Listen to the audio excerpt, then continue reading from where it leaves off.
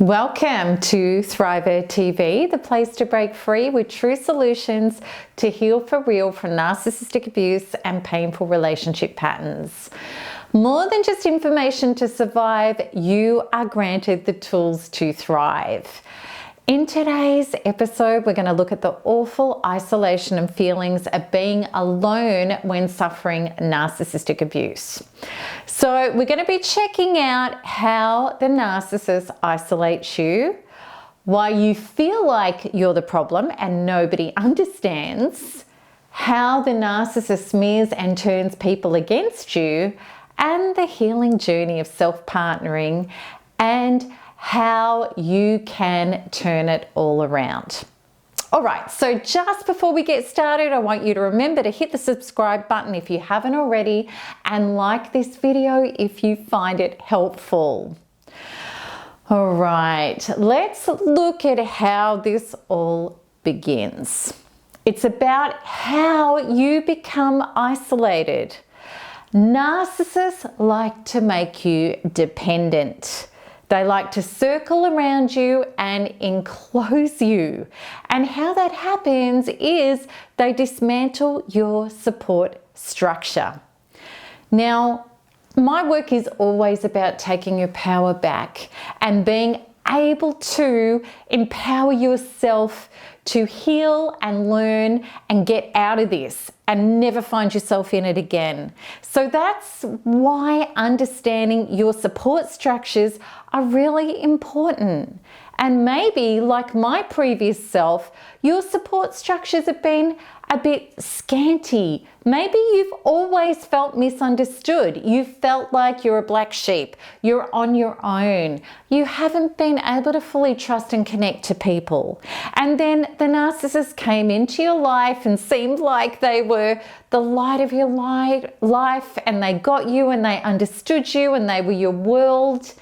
And maybe your support structures and your interests and your life were scanty or non-existent, or maybe you gave them up very, very easily because this person became your world.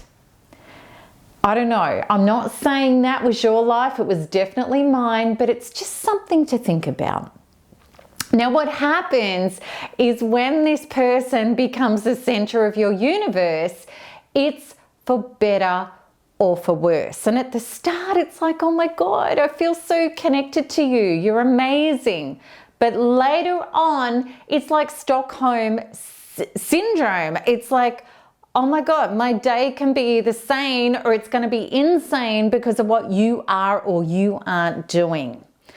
All right, so then what happens, this leads on to, from after getting isolated, covertly or overtly, or you've just given up your rights and fallen into it, you start to feel really misunderstood and even defective. The narcissist erodes your voice, your rights, your self-esteem, and your life force. And when you try to tell people what's going on, they don't believe you, because unless you've been through narcissistic abuse, you can't even begin to imagine what narcissistic abuse is like. It seems insane. You're telling them things that have been happening and they can't even comprehend these things. You can't even comprehend them. So you can seem like you're crazy, or there's something wrong with you. And of course, the narcissist is doing the street angel, being really lovely to people. They may even be telling people that, you know, they adore you and they care about you, and you're the one that looks like the crazy one. Okay, or whatever they're playing or however they're doing it, people probably aren't believing you that something's going on. Or maybe, because maybe this was my thing too, you might have come from painful, difficult relationships, and then people, you've been convincing them, no, this is different this time. This person is really, really great. And they're really happy for you and they're a little bit reserved. And then when things start going wrong, you don't want to admit it. You don't want to admit you've got it wrong again, or you're not happy again, or something's wrong. Or maybe you're just embarrassed and you're trying to keep up a really good front to everybody. Whichever way it's going, you're feeling isolated and misunderstood. Then when things get worse and the cracks get deeper and bigger, it will lead to smearing, triangulation, and abuse by proxy. So let me explain what this means. When things start getting really bad in your narcissistic relationship, the narcissist covers their tracks by smearing you. So everything they're doing, they accuse you of doing. So for people looking in, the wrong person is actually the right person is the wrong person. Everything gets turned on its head, and you get more and more triggered and incensed and hurt by being accused of things and people believing things and saying things that the narcissist is doing, and they think you're the wrong person. Now, the narcissist also could be setting up sources of narcissistic supply on the side, because narcissists are drug addicts. Narcissistic supply is the name of the game. It's attention, it's energy, it's resources. Now, when they start wearing you down and wearing you out and running out, they're ready to jump ship. So it's like a drug addict that has multiple drug dealers. When they're going to run out of a drug supply from one drug dealer, they need to have others waiting in the wings. So they're already grooming other people and setting them up, or they already have them on the side. Now, what they do need to do is make sure you don't find out and they don't find out, unless, of course, you're going to hang around if you do find out and get even more upset and incensed, and that gives them more of a feed of significance. But if they were going to lose you or lose that other person, if they all found out, what they're going to do is set you against each other. So this will be somebody that they might talk about, but they don't like that person. This person's horrible, but they're actually having an affair with them. And they're going to tell that person that you and them are arguing, you're not sleeping in the same bed together. All sorts of crazy stuff goes on with that, with triangulation. And abuse by proxy is where they're telling authorities or friends or family that you're doing all of this horrible stuff to them, that they're actually doing to you, and then other people come after you and start abusing you, thinking that you are the narcissist, that you're the bad person. All of this stuff is terrible. Of course, it's horrible. And it's dismantling you. It's making you feel even more isolated, more traumatized, more misunderstood, and more depressed, and it's awful. And you know exactly what I'm talking about because you've been through it. And these are in the advanced disintegration stages of a narcissistic relationship where you feel so isolated. So this brings us to the next point, because it doesn't get much worse than that. How to heal from this. How to heal from this. Okay, and the good news is, well, what the bad news used to be was back in the day when I was unraveling this and finding a way through this, there really was no way to heal from this. I'm just going to be really straight with you.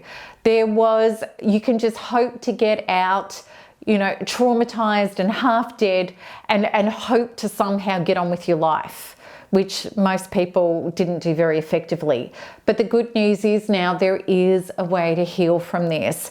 And that's what we're so proud about regarding the Narcissistic Abuse Recovery Program, because it allows you to be able to heal in the ways that I'm going to explain to you now.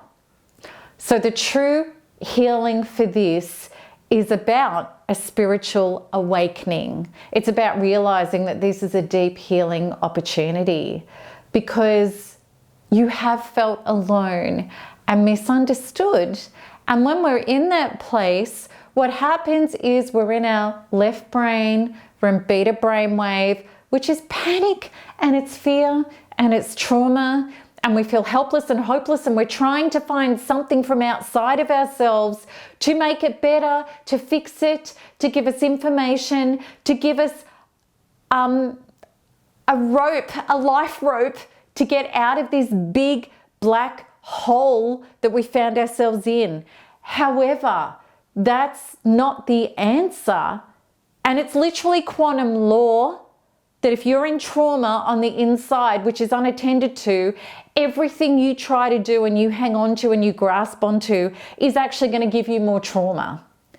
So this great awakening, this spiritual opportunity of healing, is the understanding that the more you want support from things outside of you, when you haven't yet learned how to support and heal yourself, the less support you're going to get. People will turn away from you. Authorities aren't going to help you. In court systems, you're going to lose. And it's just the truth, and it's horrible. But what does happen when you understand that this is an inner journey of coming home to yourself and doing the healing deeply within to release the trauma and replace it with your higher self and consciousness and source and your true inner power, you begin to repartner. You begin to integrate. You begin to heal and find confidence and truth and solution and even miracle. And then the things outside of you start lining up to grant you more of that. And you take your power back. And that's when, as I discovered in my isolation, where I lost everything and everyone. I lost everything and everyone. That when I came home to be the one for myself, then everything turned 180 degrees. The police realized the truth. The people who had set upon me saw the truth. Everything he was trying to do to me fell apart. People came back, new people came, solutions came, opportunities came, healing came, recovery came. Why? Because the support and the healing that I'd granted myself generated more of that. And that's exactly what happens. And that's what people experience in our NARP community every single day. And I want you to know that you don't, even though this is such a feeling of I'm alone, I'm misunderstood, nobody understands me, we have an entire global NARP community that understand and know and are there to help support you. But they're going to help you support yourself. That's the thing. How do you feed a fisherman? You don't give him a fish every day. You teach him how to fish for himself. This is about empowering you with that support behind you and around you to hold you. That's what our NARP community does.